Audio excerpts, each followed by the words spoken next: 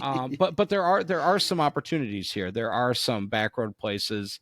I think that the Harley, for better or worse, the Harley is kind of being replaced by a lot of folks with a Wrangler. And people are going to these, like, there's these random places that they serve great burgers, and it's just a little crossroads joint in the middle of nowhere, and people are doing that stuff. It's brought that exploring back, and the season's bigger, it's safer. So I've wanted to bring something out to people to talk about that, specifically in the Midwest, about little off the beaten path places that aren't there. We don't have enough tourist towns. And I think when you go to a beautiful place like Estes Park or Galena, Illinois or something, everybody goes to that exact same spot, and it kind of sucks all the life out of that. My name is Steve Bogue, McGyver10 on Instagram, and you're watching The Trailhead.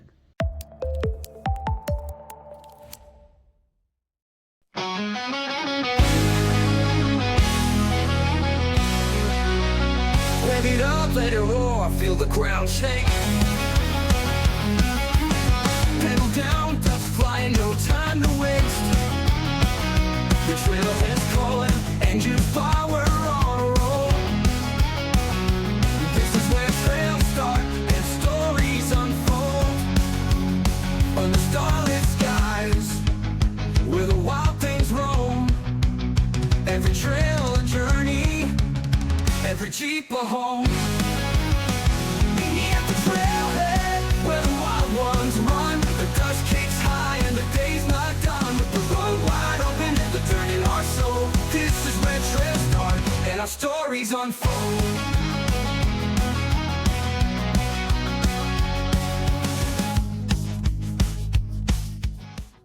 All right, welcome to the Trailhead, everybody. My name is JD. Tonight we are back in the Spotlights series of our shows. We're just talking to wheelers, just regular folks that we've known or know over the years from wheeling. I've been doing this for 10 years here in Colorado, and when I started my Instagram account, one of my really early supporters was Steve Bogue. How you doing, sir? Good. How are you? I'm doing awesome. Thank you very much for coming on the show. I really appreciate it. I appreciate you being one of those early people that were like, hey, what you're doing is awesome. So it goes a long way.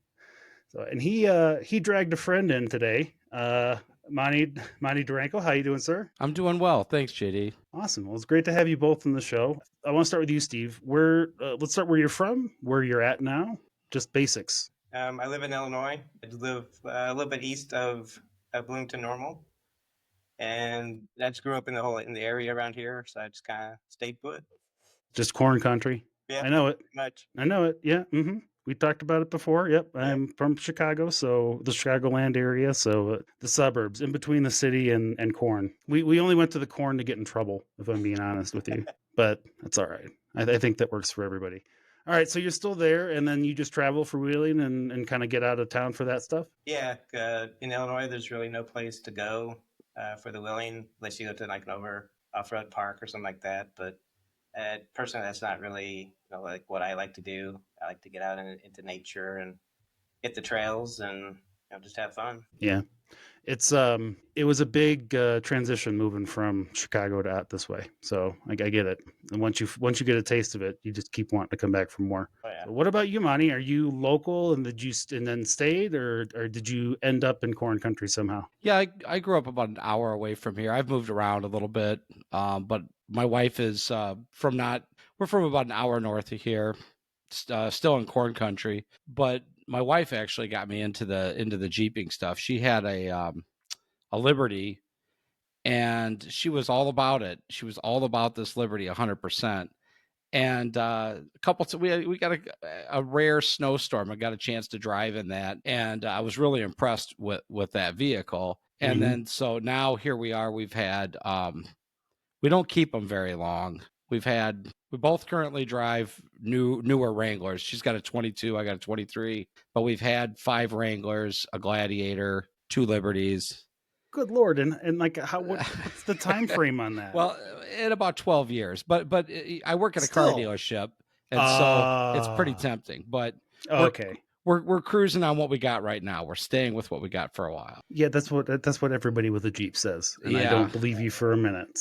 Well, All right. Well, I have all kinds of questions on that then. So you have access to these vehicles, you keep swapping them out. Do you upgrade, or are you keeping them mostly stock and then just kind of turning them around after you've beaten them up for a couple of years? Well, the last Wrangler my wife had, we had a 2020 with a 2-liter in it, and that's a zippy motor. Okay.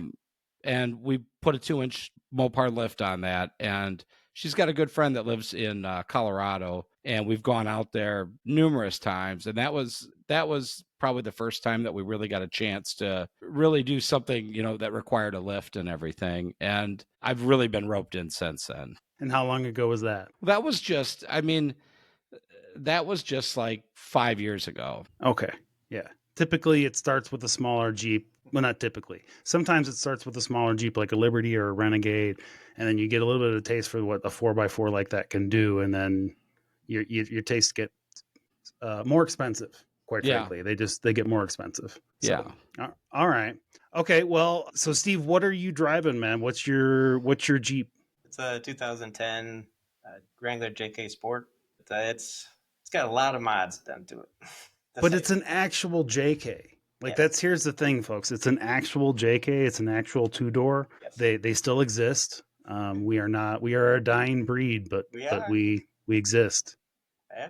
It's okay. difficult seeing any 2-doors out there anymore. Everybody seems to navigate towards the Unlimiteds. Yeah. Well, and we've talked about it on the show before. The Unlimiteds have made it, well, for a while there, the Unlimiteds made it a household name in terms of Jeep, and then made it a lot more accessible for a lot of people. Oh, yeah. Which also brought a ton of new people into sport, which is a whole different problem and also a good thing. So, sure. But yeah, these days it's like seeing a unicorn out on the road. I'm just like, hey, 2-door. Right? That's awesome. Okay.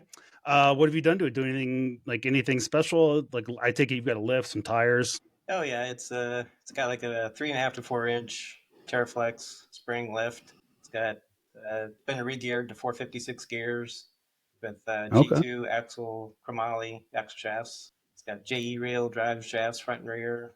Got the Bilstein 5160 reservoir shocks. So.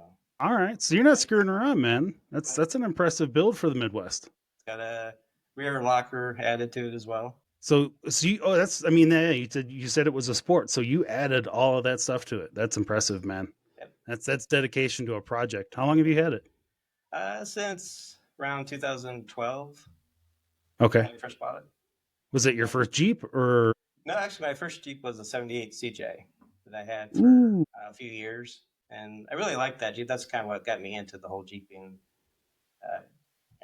lifestyle. That and MacGyver. So that's the reason for the name of the vehicle, then? Yes. Or no, the vehicle. What is the name of the vehicle? It's Alpha, right? Alpha, yes. Yeah. Okay. But that's the reason for the Instagram handle. Yes, and the license plate. Okay.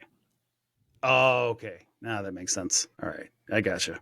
Real quick, because this question's come up recently, and I'm going to ask this of both of you. So, Steve, do you have Lego in the house? And if so, how long have you had Lego in your home? Yeah, we do. I don't know, a lot. Okay. See, that's about right. And Monty? No, I don't. No? No. Okay. But you also, this is an interesting question. Now, this is the first time this has happened.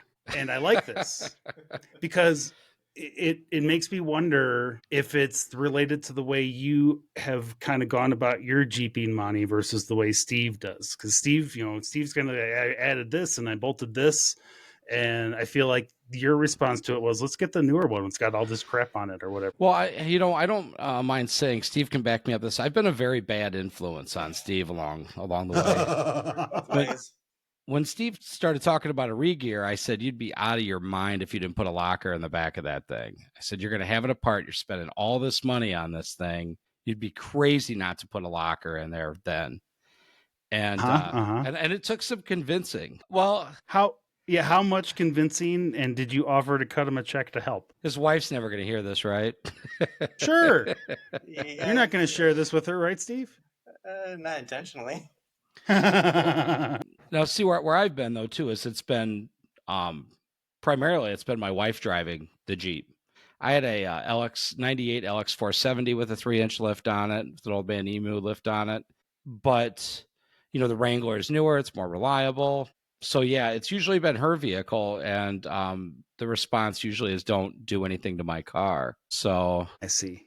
There's other limitations at play here. I understand now. yeah. Okay. That's fair. Okay.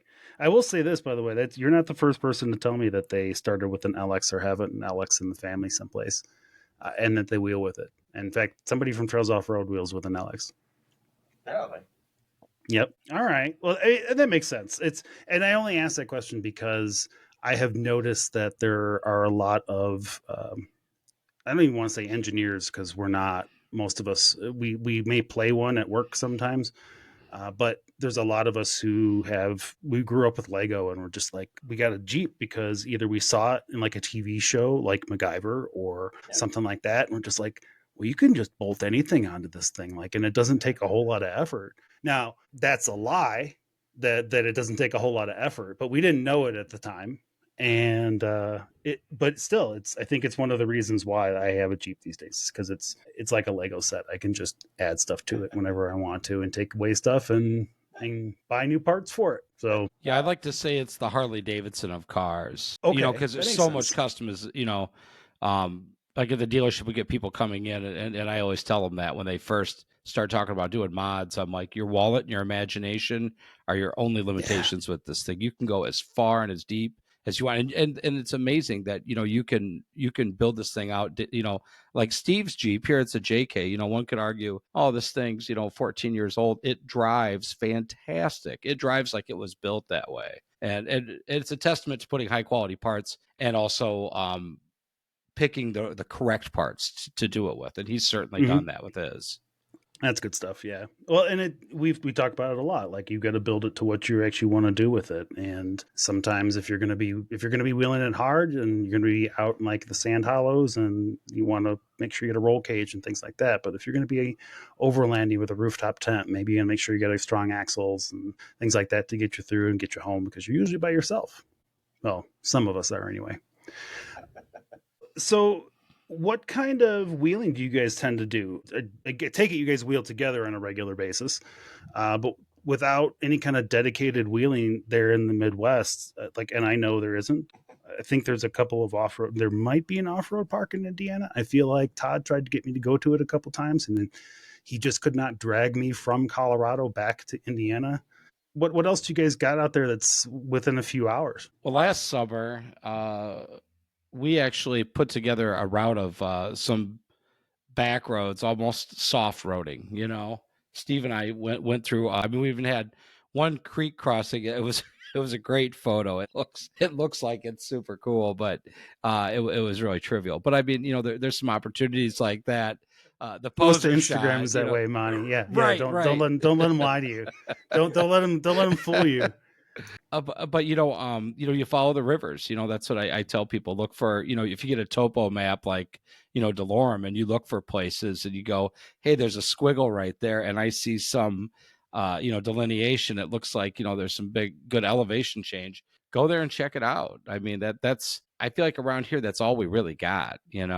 But we have traveled to Colorado and Utah together too to go wheeling. Well, I will tell you guys, what I do know is, at least within, and the phrase that I used so eloquently earlier, pissing distance, there is the land between the lakes, which is there in Tennessee. There's an off-road park there called Turkey Bay. Turkey Bay, yeah. It's just a 100-acre park of winding trails. There's miles of trails within there, and you can get in all kinds of trouble, get yourself dirty, and then camp there and call it a night. So it's kind of a cool little place. I spent a couple days there kind of mapping the main trails, but it's right there. It's right over the border and past Kentucky. Isn't Woodrock in Kentucky or Tennessee? Windrock is in Pennsylvania. Okay. It's on the East Coast. Okay. Yeah, I look forward to your calls and letters if I'm wrong. Because they tell me on a regular basis, and I know that I really think it's Pennsylvania, but I just, yeah. Because I'm supposed to know what it is that I'm talking about. Apparently, I've been doing this for a while. Because I know there is one in Kentucky or Tennessee. That might be the one you're talking about. Yeah, there's another one in Tennessee, I think, someplace. Panther. It's got Panther Rock in it, and I can't remember the name of the park. But I'll look it up.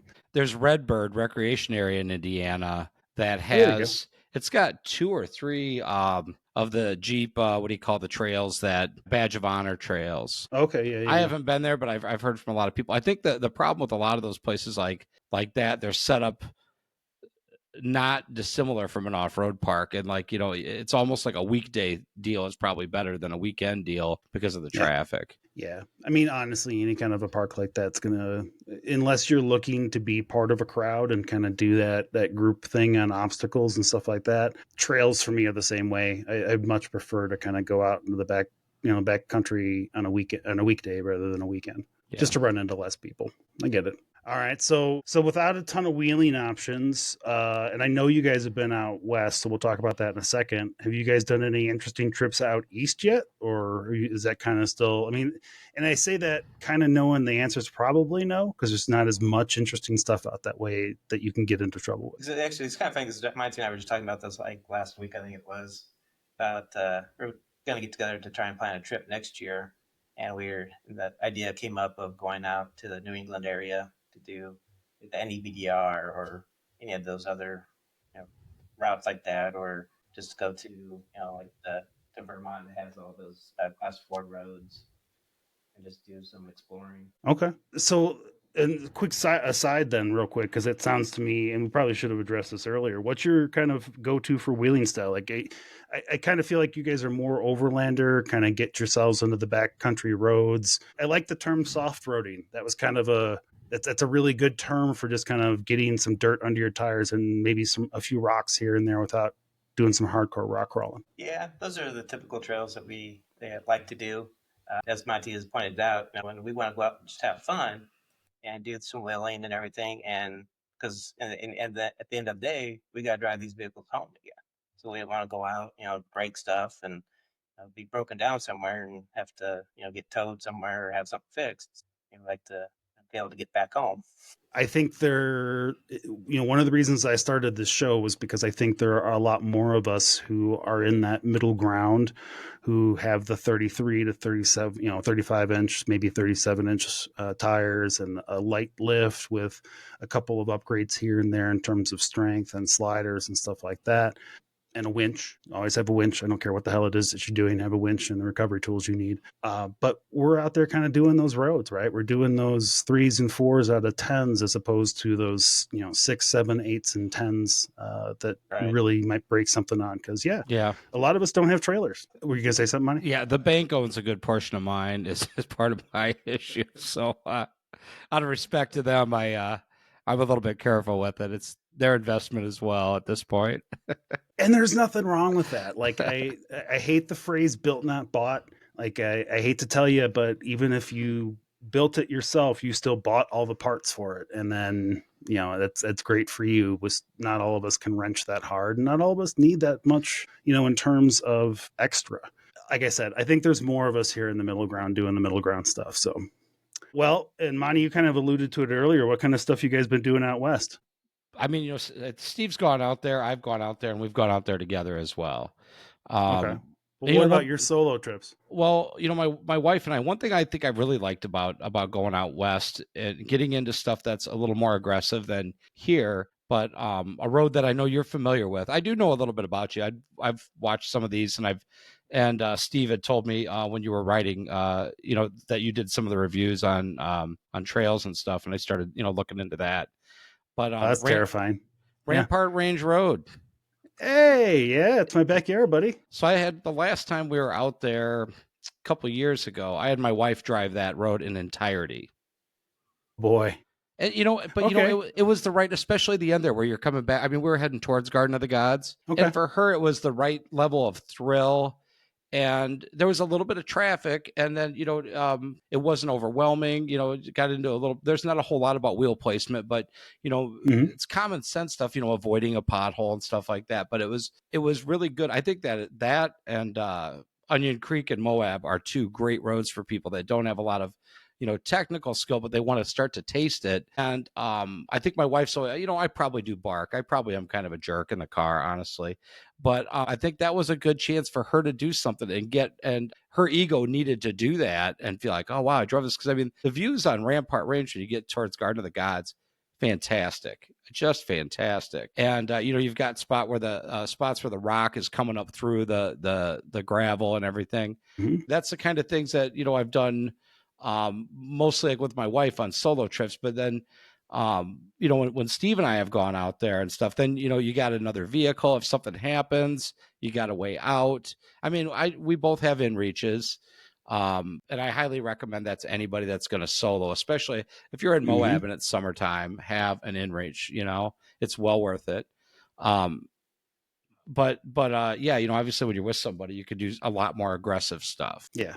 No, what I was going to say was that, Rampart Range is, and Onion Creek is another example. It's one that is given out on a regular basis from Moab in terms of just kind of getting your feet wet and kind of getting, starting to get an idea of how your vehicle feels under dirt. Especially, Rampart Range is 60 miles.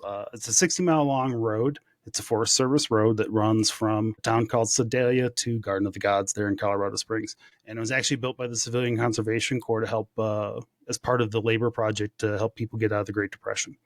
And there are some amazing views along that way, especially towards the southern end when you get towards Pikes Peak and Garden of the Gods. But there are some turns. There are some cliffs that my wife definitely doesn't like.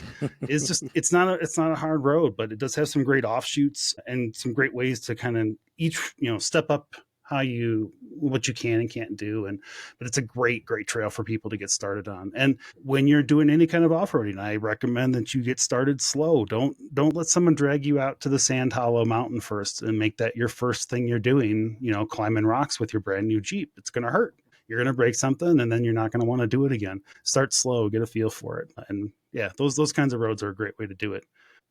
Have you guys, in terms of like the hardest kind of stuff that you guys have done, is there a level that you top out at on a scale, let's say of 1 to 10? Probably 3 and 4. I was going to say probably a 4 or 5. Yeah.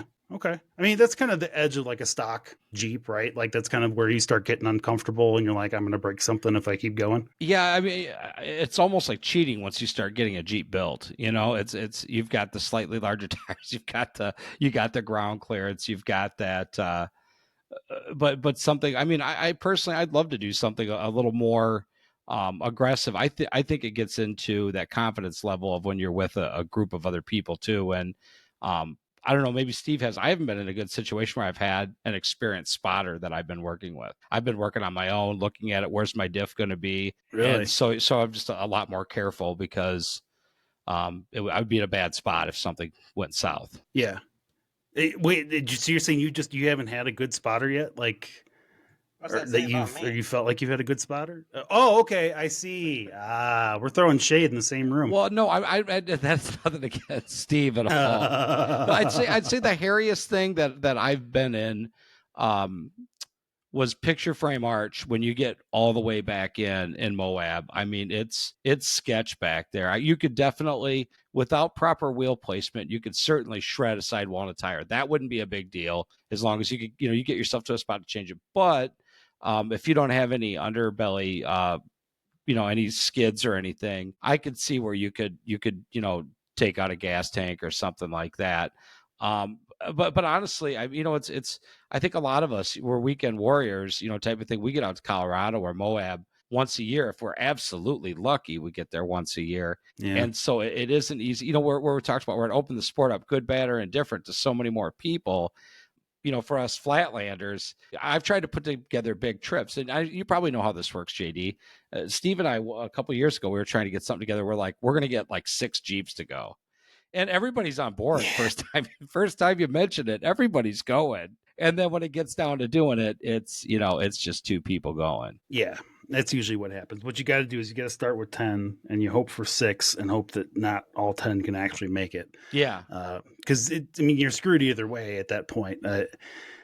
Yeah, stuff happens, right? Like we all have money. Like I live in Colorado, but sometimes even making regular trips to Moab and stuff like that it's a task, right? Because it just costs money to do all that stuff, and not all of us are loaded. Regardless. Again, Monty, I'm going to repeat this a few times probably during the show. Instagram's a lie.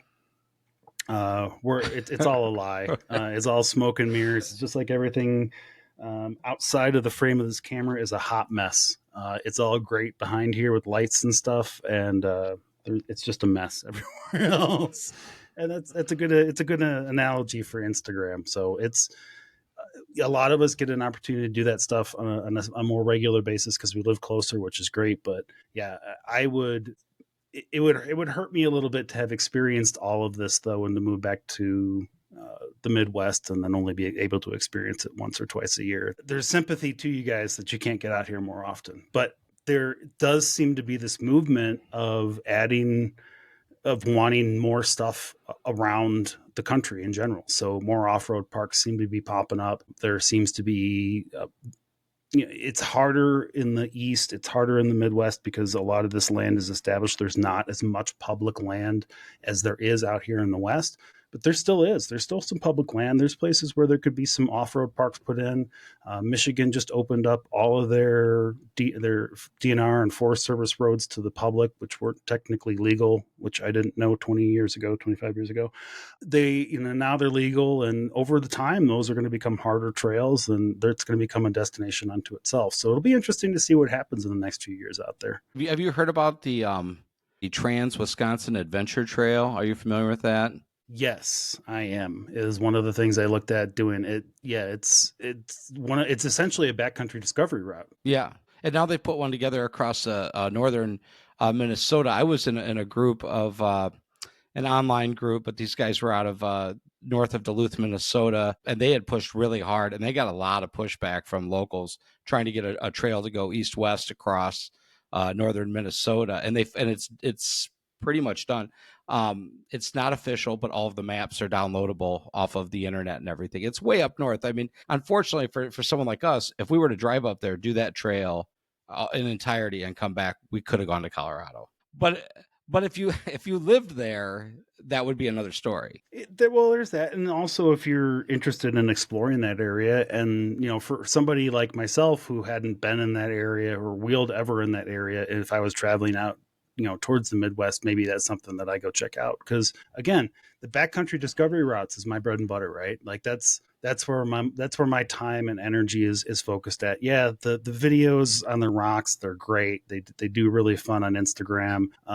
They make my heart rate go far higher than my doctor would probably like, but it's not like what I like doing every weekend, right? It's that kind of stuff where you're getting out and you're exploring different parts of the country. Because I think people get lost in the fact of driving to and from work, and they forget how big this place is. Yeah, even locally. Speaking of that Trans-Wisconsin Trail, a few years ago, my son and I, we started doing that trail. Got like 2/3 of the way done. We just picked a weekend, like an extended weekend, did as much of it as we could during that time frame, and then came home. So that was kind of a special trip for the two of us, that I'll remember the rest of my life, and because it was with him. Then last year, my wife and I, we attempted to do it, but it got a little bit colder than we were anticipating after about a day. Really? I thought you had all the fancy heaters and stuff. You couldn't make it? No, we went camping last summer, my wife and I, in like the heat, and from the Midwest, you know how hot it gets here with the humidity and everything. And so, we were camping one weekend when it was like, heat index of like 120 out. And so we were thinking of that when we were, trying to do this trail. So we packed like really light, just like a blanket to cover us at sleeping at night and stuff like that. So we went that night we were camping. 2 thunderstorms rolled through and temperatures dropped about 30 degrees. So like, we've got boy. I think his wife wanted to keep going, but Steve was the one that said we need to find a motel, just for the record. Were you there on this trip? No. Or were you just hearing about it secondhand? Yeah, okay. Yeah. All right. Here's the thing about that's I always forget. And when I was in Sand Hollow this year, I've said a few times now, it was 104 degrees every day that we were there for Trail Hero. But even then, I was okay. And I'm not going to say it's a dry heat because that's a lie. I still took 2 showers a day. It was still disgusting, but it wasn't like that Midwest, like 95 degrees in the Midwest will melt your soul. Yeah, well, and so you get to 120 heat index. It's uncomfortable to exist as a person. I get you, man. I'll give that one to you. But either way, yeah, I like to hear about that stuff. I like to hear there's some more stuff. It's easier to do, obviously, in the Michigans and the Wisconsins because they have kind of that open area that's still kind of untackled so far.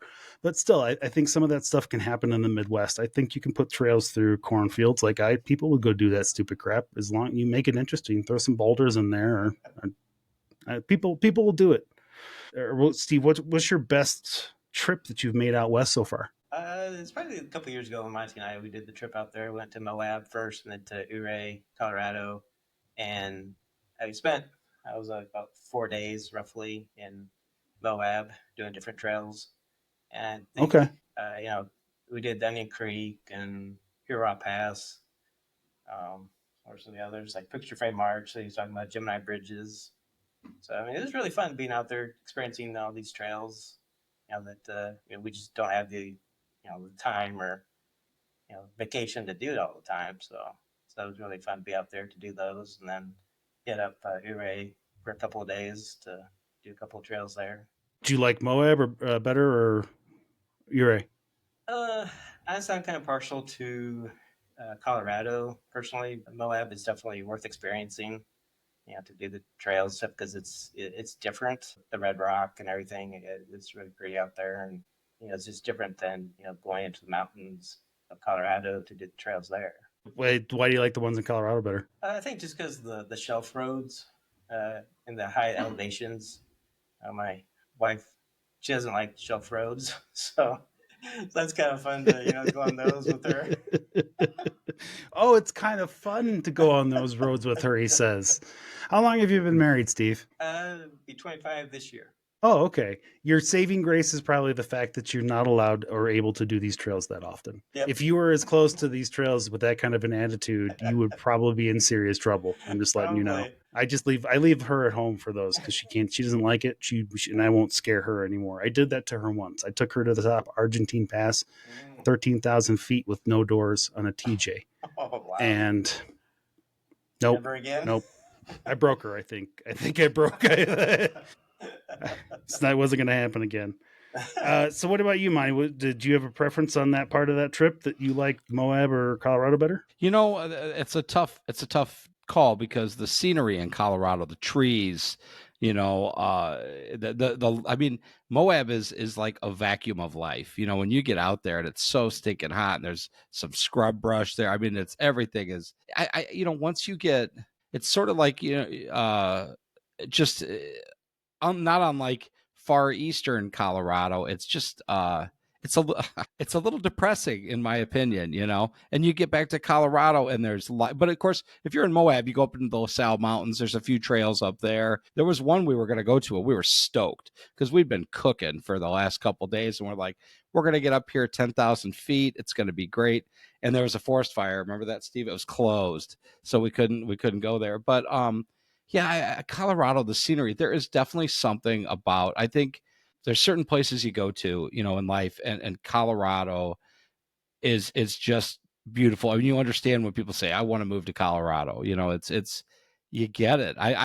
It's just beautiful. Yeah.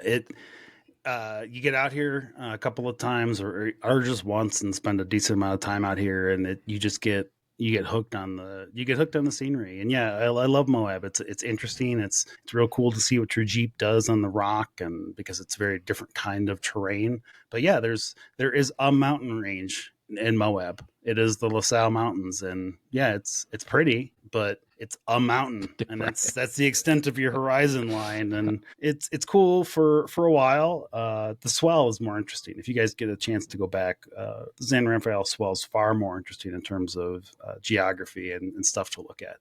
But for my dollar, you're right. Colorado. I haven't been to any place that's just cooler to wheel at yet. I look forward to your calls and letters, folks. That's twice now I've called for that in this episode.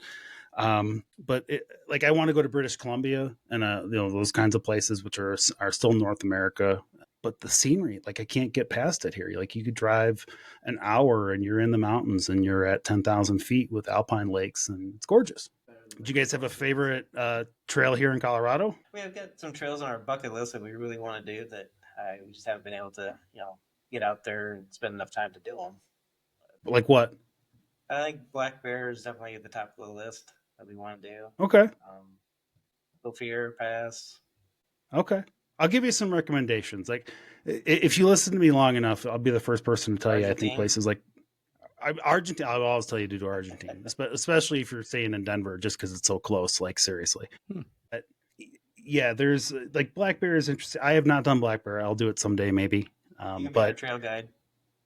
I for Black Bear, I sure I don't have any fear of that one. Like I know some people are real scared of it, but it's just you just got to be careful. It's just like any other cliff and any other shelf. You just have to be careful and just try to have a good spotter. Yep. If you need a spotter. What about you, Bonnie? You know, we did Corkscrew, and that was Ooh. that was pretty good. My wife really enjoyed that trail. You know, one thing that was kind of funny on that, we got out so far, and we're checking some stuff. There were some people that they needed to turn around or they needed to get out of there. And they were asking somebody about, hey, what's the quickest way out of here? We want to get out of here. This is an older couple, and they had their adult son. He's probably in his mid-30s. And I remember that when they found out that was a two-way trail, they were in complete disbelief. And that's where I think for, you know, some people get in trouble, that, you know, when they first do this. But Corkscrew was a really fun trail. You know, going back to Moab, there was, I will say this, if somebody wants to go there are so many options for off-roading out in Moab. When it's, I feel like when it's packed, you can still find a lonely trail in Moab. You really can. Maybe you got to get out, you know, 20 miles or 30 miles from it, but it's there. Yeah, Corkscrew would be right up there, and I really like Gemini Bridges in Moab. I'm going to tell you both about this trail right now, because if you go out to Moab and you are trying to get away from people on a weekend or something like that, if you go check out Porcupine Rim, it's a stockish friendly trail, runs along the top of Castle Valley, and nobody knows. It's right off of Sand Hollow. Is it Sand Hollow Road? Wherever that sand road is, that goes through the whole park there, and it is. Nobody knows it. Like you can get off of it from get onto it from a couple of the other trails that are in the area, but nobody's ever on it. It's an out and back, but it's stunning. It's one of the only places. I mean, I'm a guy who likes 13,000 feet, and it's one of the only places where I've ever gone up to an edge on a cliff, looked down, and then like, okay, I got to step back. I can't. It's just, but it's gorgeous. Like you can look down into Castle Valley, see all the stuff from like, you know, Westworld and all the different, you know, Westerns that have been filmed out there throughout the years. So, and then for those of you who don't want as much scariness, if you actually drive down into Castle Valley, there's a ton of trails that just run down through the base of those buttes and those mesas. So, anyway, so sorry, side quest for you. I apologize, but yeah, check those out. Yeah, definitely. What else is on your docket for this? Do you guys have anything planned up for this year then in terms of where you want to go or like scheduled stuff, or is just kind of still trying to think about what you might be doing? I think this year we don't really have anything. Well, you got a good trip coming up, and I've got a good trip, but we're not together. Yeah. For my wife and I, 25th anniversary, we're heading out to the Northeast. Congratulations. For a couple of weeks. Thanks. And okay. It's still pretty much in the planning stages right now, but we're hoping to go into Canada, over to Nova Scotia, to meet up with Virgil from Northbound Expeditions. Okay, that's fun. Yeah, but he's still trying to figure out some things because he's in the military, so I don't know what his service, you know, what that's going to be like for him. If he's going to be able to, you know, meet up or not. But we're hoping to do that. But even if it doesn't work out that we can meet up with him, we're going to do like Maine, Vermont, New Hampshire, do the NEBDDR trail on the way back. That'd be really fun. All right.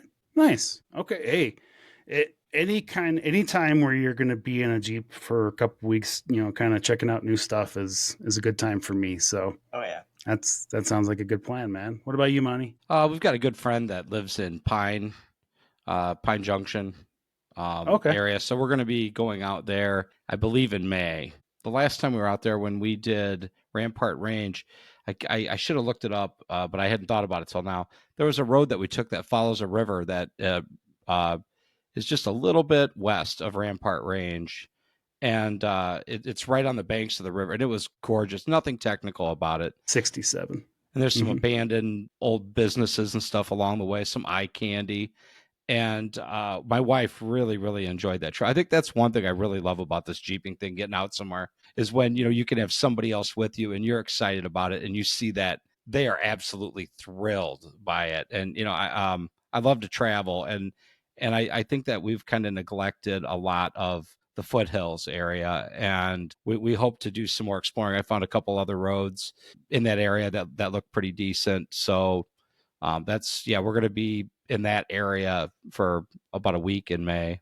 I will tell you right now, if you're looking for a friendly Rampart rangy kind of trail, check out Matucat Road. It's also known as Goose Creek Road. It runs through Burnscar. It's 22 miles long. It's gorgeous, especially in the May, June-ish time when it's kind of the greenery is starting to come back, and the greenery is finally starting to come back out there. But there's a ton of that. I'm not entirely sure which road you're talking about. You might be talking about Cedar Mountain Road, which might be in that same area. Cedar Mountain runs kind of near at least for part of the way, it runs along a river. There's a lot of stuff out this way, though. All right, well, and I feel like I asked you this question beforehand, and because I didn't write it down, I've forgotten. Do you want to talk about your upcoming podcast? I guess so many people. I've done this thing at work. I'm a parts manager at a Jeep dealer, Sam Lehman Chrysler, and I get people that come up and ask questions about wanting to do stuff with their Jeep. So I started doing these Jeep clinics and just invite a bunch of Wrangler and Gladiator owners, or before the Gladiator was out, go over all this stuff. But like I said, on top of what to do, to their Jeeps, I get people asking about where they want to go. And one thing that I know Steve's on the same page. If one of us is on a cool road, it's kind of that Instagram, picture where it looks cooler than it is. So you hurry up and send it to your buddy and say, all about the angle, man. Yeah. And you rub it in. You got to tell them it's greater than what it is too. And but there are some opportunities here. There are some back road places. I think that the Harley, for better or worse, the Harley is kind of being replaced by a lot of folks with a Wrangler. Okay. And people are going to these, like, there's these random places that they serve great burgers, and it's just a little crossroads joint in the middle of nowhere, and people are doing that stuff. It's brought that exploring back, and the season's bigger, it's safer. So I've wanted to bring something out to people to talk about that, specifically in the Midwest, about little off the beaten path places that aren't there. We don't have enough tourist towns, and I think when you go to a beautiful place like Estes Park or Galena, Illinois, or something, everybody goes to that exact same spot, and it kind of sucks all the life out of that. And then you say, why am I here? Now you go to Galena on a weekend, you go to Starved Rock, parking is horrible and stuff. And so I feel like a lot of people, they want to get somewhere a little quieter, but they want to do something kind of neat, catch a picture and all that. And I would like to try to help do two things: help some small businesses by giving them some exposure, and also offering people some alternatives on where to go other than the places that everybody knows about, because everybody knows about Galena and everybody knows about the Amana colonies, and these are great places. I don't want to detract from that, but we need some options where everybody isn't there. Yeah. So is it an off-roading focus, or is it just kind of a travel focus in general? It's a little bit of an off-roady focus. I guess I don't want to just, even though I'm a Jeep guy, and but I don't want to alienate anybody else. I'm not, there's a lot of and it's great stuff. There's the St. Jude little runs that people do, like the poker runs and stuff. And that's great stuff, because it's raising money for nonprofits and stuff. But sometimes people just on a Saturday, they just want to do something. And it is kind of a travel thing, but I want to also kind of expose them to stuff that you wouldn't see if you stayed on the asphalt. Okay. That sounds like, all right. I like that. I think that's really important. I think it's important for people who are local or to a region are talking about what it is that you can do in that region, so that then we can have these conversations, right? Where we say, hey, come check out these trails. And then when we talk next time, you'd be like, well, now when you come out this way, check out these trails. You really like this one. It's just it's a simple dirt road with a couple of rocks in it that'll get you from here to here. You'll really enjoy the scenery while you're there. Just bring your bug spray. I'm aware. Yeah. So that's awesome, man. Are you, and I should have asked this earlier, are you more on the technical, like mechanical side of the house at the dealership, or are you more on a sales kind of a side of the house? So do you, I'm more on the technical. I mean, I'm back in parts. When we're doing lifts, when we're working on a vehicle that's lifted or something, I deal with a lot of the helping, making sure that we're getting the right part. We get a vehicle in a customer's vehicle or something. We don't do a lot of builds outside of the Mopar 2-inch lift. But if somebody comes in and they've got something and it needs work, it needs shocks, it needs the springs replaced or something, I'm kind of all over that end of it. okay. Again, it's one of those things where it's good to hear somebody who is, technical, or at least in some way, shape, or form connected to that side of the community. Like I'm not a technical person. That's why I'm glad to have, some folks that come on the show on a regular basis to talk about that stuff, because I can't. But in the Midwest, it would have been really helpful to me to have had somebody who knew what they were doing in that realm, and then be able to kind of, and also it was also kind of, hey, go over here and you can check out these roads, or go over here and check out these roads, but here's what you may or may not need to get there. And here's what you don't really need. You don't need a 4.5-inch lift if you're going to be living in Galena. You just don't. Right. And it's not going to help you get around Starved Rock at all. And I'm so happy that those two places came up today, because it just makes me feel, it's like a warm hug back into being home. It's a different terrain, it's a different set of people, and I know there's tons of podcasts on the East Coast. There's a bunch of podcasts on the West Coast, obviously, but there's not a ton in the Midwest, and it'd be interesting to see what you make of it. Do you want to talk about the name of it, or do you want me to wait and I'll just pump it when you get it? It's 2-track Nomads. There you go. I looked at a lot of different names, and and I didn't want it to be too regional. But yeah, that's the best I got, was that. Here's the thing. And a real quick aside for those of you, if you're looking to start a podcast or a show or anything, do some research on your name. Make sure that nobody else is using it. Awesome, man. Do you have any idea when you might start that? Or start publishing those? I hope to have something out here within 60 days. I've invested in the equipment. I've already recorded 4 episodes, and I was trying to come up with the right amount of time and everything. And I want to have a few in the bank. I listening to people like yourself talk about editing issues and stuff. That worries me. But I'm not going to do anything with any visual. It's just going to be strictly audio at first. Good for you. I think eventually we're going to be there as just a whole community. And these days it gets almost half of our viewership. So it's a big chunk of it. But it's a lot easier to edit audio. It's a lot easier to not have to deal with all of that background. So yeah, I get it.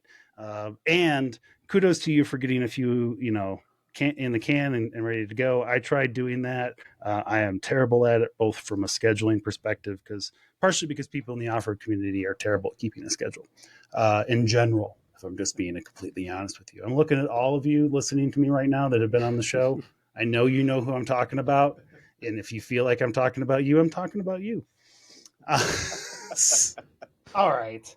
Well, good deal then. So we got at least a couple trips coming up. You guys don't have anything planned with each other yet. You should probably work on that though. Like if you're going to do some, I need to work more on doing those kinds of trips with folks, and just kind of making a couple of, a week-long trips, a couple different places, just to get out. You get caught up in doing the events and stuff, and I think it gets to be too much. I heard a guy recently on one of the off-road channels, and I feel bad that I can't say who it was because I don't recall, but one thing that really put it in perspective, though, this one line, and I don't mean to be a downer, but he said, if you're thinking about doing something, don't look at it as 3 months, 6 months. Look at it as, how many summers or how many falls do I have in my entire life? How many do I have? Call your buddies and plan that doggone trip and get it going. And that really hit home with me. I thought, that's right. You've only got X number. We don't know what that number is. And we all need to be better about that, getting together with people and planning a trip. Definitely. Yeah. And, kind of to the stuff that we talked about before we got on the air, right? Like, I think that's been a thing for me this year too, is where you recognize that you need to start spending more time with people, your friends and take more pictures and do the cool stuff before you can, because it's you never know. Life is fleeting. So, and for some of us, yeah, there was a comedian, and if I can, I'll try to cut in that clip here if I can get the rights to it. But he told a joke to the same effect, and man, he tells this joke, and he's just like, just think about how many summers you have left. Just put a number on it, and then put that in your head, and then the whole crowd, like it's a comedy show, and the whole crowd just goes, oh, and you're just like, he's like, yeah, it takes you a sec, takes you back a second, yeah. So yeah, it's a good way to at least put it in perspective and remind yourself that you need to be getting out there and enjoying life and enjoying that Jeep you bought, or just enjoying that time that you've got to get out and enjoy nature, man. Get out in it. Yeah. You you guys doing any events this year? And I ask this of everybody. I realize not everybody does events or wants to, but sometimes folks, especially you guys out there, you do Great Smoky Mountain Jeep Invasion. Is that right? Yeah. Some people like to travel for that. That's more of a trade show now. Yeah. I would love to go to that some year. That haven't had, it just has worked out timing wise to hit it. But in April, my wife and I will be going to that Moore Expo in Springfield, Missouri, I believe it is. The Moreflate Expo? Yeah. We'll be going to that in April. So I'm looking forward to that. Get out there and meet some of these YouTubers that I watch that inspire us to get out. So. Nice. See if you can find the guys running that show. They got their own podcast too. I'm not going to name it right now until they come on the show and we have a mutual show. Yeah. All right. What about you, man? Monty? Nope. I don't have anything. I don't have anything that I'm aware of coming up. No. Do you have to stay neutral because you work for a dealership? You have to stay away from the. I don't really. Well, the thing is, so the company that I work for, they also have a Toyota franchise. They not at my location, but we also have a Toyota dealer. We also have a Ford dealer. We also have so I mean, and as a guy that has owned a Lexus before, I'm not totally on the Jeep fanboy thing. But I stand by it. For the money, what are you going to buy that's going to have solid axles? What are you going to get? There's nothing else you can get. So I go back to, I'm thinking in a technical standpoint, I guess that does drag me back to the Jeep, but I can appreciate all the other stuff. I mean, there are some new competitors, right? The Bronco's a pretty decent off-roader. It's not my cup of tea. The Scout, the new Scout they're going to come out with in a couple of years is real interesting to me. So, but you're right. And especially if it's a Gladiator right now. Gladiators are dirt cheap, folks. You want a 2-year-old Gladiator, you can get one for 22 off MSRP. Yeah. Just FYI, in a lot of places. and even a brand new one. They're doing some crazy, depending on, they're doing some crazy discounts on some of them too. And I don't understand it. I had a Gladiator before this Wrangler that I have, and it was a real tough decision to slide into this Wrangler, but I bought it right. And I wanted a Rubicon, and my other one was a Willys. But yeah, there's some great deals to be had on Gladiators, new or used, anywhere. Yeah, Stellantis is trying real hard to bring the Jeep brand back. They realized that their previous CEO that they just ousted a couple months ago there had done a lot of damage. They're bringing back the things like going to auto shows with the whole setup and everything for people to drive over and get a feel for Jeep, because they'd stopped doing that. They're going to do a Super Bowl commercial again this year. But one of their biggest issues is that they've broken their trust with their dealerships. And so dealerships are getting tons of incentives to get rid of these things, getting rid of the ones that they have on the lots to begin with. And then they're getting, incentives to get rid of the new ones too, because Jeep they've got to get their sales back. Otherwise they're going to be in real trouble in a couple of years. So that's why you're seeing that. It'll be interesting to see how it plays out. Yeah, it will. And being in your position, and we'll talk about it when we're off the air, but now that you guys have been on the show, you're always welcome for a Friday show. So you can come on and talk about, and Pope can tell you exactly what he thinks of Stellantis and all of the fun opinions he has about what they've done to the Jeep brand that he likes. I probably will refrain from saying anything real critical in full disclosure, because... So, here's the thing. So when you come in on a Friday show, you don't have to say who you work for. You don't have to say that. I'm not going to out you. I'm not going to put like Monty works at a Jeep dealership. I'm not going to do that to you, buddy. You're good. Yeah. But no, I get it 100%. I also don't tell people who I work for, so I get it. All right. Cool, man. All right. Well, any final thoughts from you guys? Jeep, life, liberty, whatever? No, just hopefully we can get out there maybe in the next couple of years. We can get out there and meet up with you. You can take us on some trails. Yeah, man. Like that trip that you guys were on, I was really disappointed that I couldn't meet up with you. My Jeep and it never ends with mine. What? What's the latest on your Jeep now? Nothing wrong now. But I haven't had that out in the trail in a couple months, so I haven't had an opportunity to break it. Worked on there for a while, so it was because I blew a lifter spring, okay. And then yeah, I got to go to the dealership tomorrow. There's a whole thing about that too because now I'm leaking oil. It's fun. 3.6, I take it. Just a lucky guess.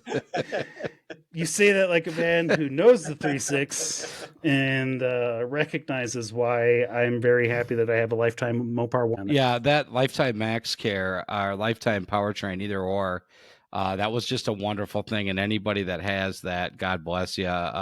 They got rid of it very unceremoniously. And I can tell you, I had words with our sales manager that I can't repeat on any type of recording what I said. But why did they not tell me that was going away? I would have definitely jumped on a Jeep right then. But yeah, that's unfortunate. And the 3.6 is a honey of a motor. And as far as 275 horse. But there are some issues. Yeah. I don't think my problem was mileage. I mean, I'm just about ready to roll 150, and I don't think that's blow up time for an engine. 150, that's nothing. But yeah, it's like I said, you guys are welcome on the Friday show. We love having guests on. I like having folks with different perspectives, and I really appreciate the fact that you guys came on to talk about this stuff for a few minutes. And Monty, when you get the new show launched, give us a ring. We'll have you on just to talk about it. All right, likewise. All right, sounds good, man. Yeah, thanks for all right, Steve. Yeah, Steve, I want to give you one more thanks, man. Like I said, you have been probably my biggest and most longtime supporter just from an Instagram level, and it's always meant the world to me. And I've been making sure to kind of make the rounds to the people who are really kind of putting in the effort to bolster those of us who are making this stuff and keep it going. So thank you very much for that. And hey, you're welcome. I enjoy watching your podcasts and following you on Instagram and everything. So well, thanks very much, man. Yeah. All right. Well, you guys, anytime you guys want, leave me a voicemail on the show. We'll play it for the show. Then you don't even have to show up on a Friday night. You just leave a voicemail and then tell me what I was wrong about. That's what I tell everybody else to do, and I haven't gotten a lot of it yet, so I'm waiting for it. It's coming. I got a reel that's going up tomorrow. That might happen. All right. Monty, do you have an Instagram handle or anything to promote? YouTube channel or website? My Instagram is also 2-Track Nomads. Okay, 2-Track Nomads. I'll get you added on there to the show notes. And then Steve is MacGyver10. It's MCVR. MCGVR10. What is it? There it is. Okay, we'll get that added to the links too. So go give them both a follow. They're just sharing the regular stuff, man. And like I said it before, guys, I'm going to say it again. I think there are a lot more of the three of us out there than there are of the folks with the 42s and the 7-inch lifts and the hydro assist steerings, and it all sounds great. And it is awesome when you get those new special toys and things like that in your Jeep. But I think there's a lot of us that are just kind of running that middle of the ground stuff, and I want to put more voices to that. Can I give a plug to somebody? Come on in. All right. So Christmas time, my wife and I and our youngest son went out to Arizona for Christmas, and actually got the chance to meet up with Eeyore Jeep on Instagram, and she was great. It was really great meeting with her and wheeling with her for the day. It really made it fun. So I just wanted to give her a shout out to her, saying thank you again, and really enjoyed it. That's awesome. I will make sure that makes the show. Cool, guys. Thanks, all right, JD. Well, thank you guys very much. Make sure you guys check, if you're listening out there, make sure you guys check out Steve and Monty's Instagrams. I'll link to them in the show notes. And if you're interested in being on one of these Spotlight episodes, just reach out to me at jd@thetrailheadnetwork.com. Give us a call at 719-408-0132. And we'll see you next time at the Trailhead. Night, everybody. Bye. This is where trails start and our stories unfold.